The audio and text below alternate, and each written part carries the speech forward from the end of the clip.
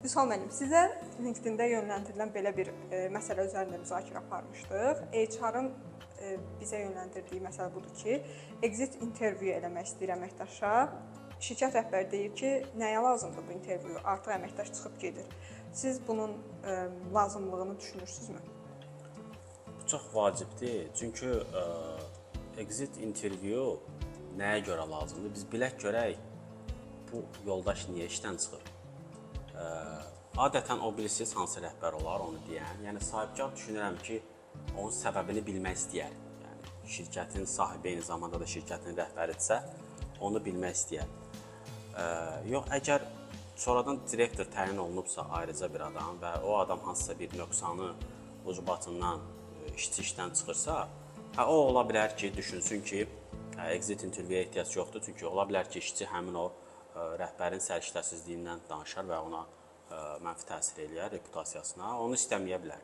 Yəni belə bir fikrə düşə bilər. Amma əgər biz normal bir, heç bir problemi olmayan bir rəhbərdən danışırıqsa, belə düşünməsi yanlışdır. Çünki exit interview-da yoldaş şirkətdən ayrılma səbəbini bizə bildirəndə tamamı bu gün gedir, aydındır. Biz onu saxlaya bilmədik, biz onu qazana bilmədik. Çox böyük səhv elədik. Amma növbəti etaplarda digər yoldaşları üçün biz bu informasiyanı bilməliyik və onlar üçün bir şərait yaratmalıyıq. Onlar üçün bir tədbir görməliyik və s. Mən məsələn bir dəfə bir exit interview oxudum konsalting elədiyimiz xidmətlərdən birində. Əməkdaşın biri bilirsiniz nə yazmışdı? Sual verilib ki, niyə işdən çıxırsınız?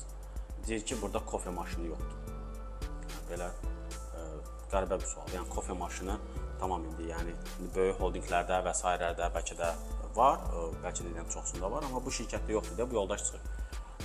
Mənə çox maraqlı gəldi və rəhbərdən xahiş elədim, 300-500 manatlıq bir kiçik bir aparat aldılar, qoydular və həqiqətən həm işçilərdə bir məmnunluq oldu. Yəni belə başa düşdük ki, yəni kofe maşını olmamağına görə də çıxan var imiş.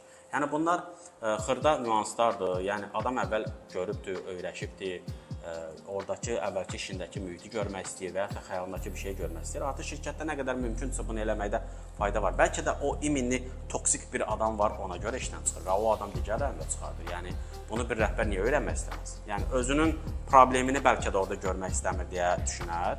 Bu çox yanlış bir şeydir. Yəni o amma məntiqli, təfəkkürlü bir rəhbər bunu istəməlidir. Hətta bu gün orada yoxdursa, özü belə o HR-a deməlidir ki, xahiş edirəm exit interview, yəni çıxış intervyusu lap belə Azərbaycan dilində deyək. Çıxış intervyusu ilə görün bu cəmaət bizi niyə tərk edir? Bu çox önəmlidir.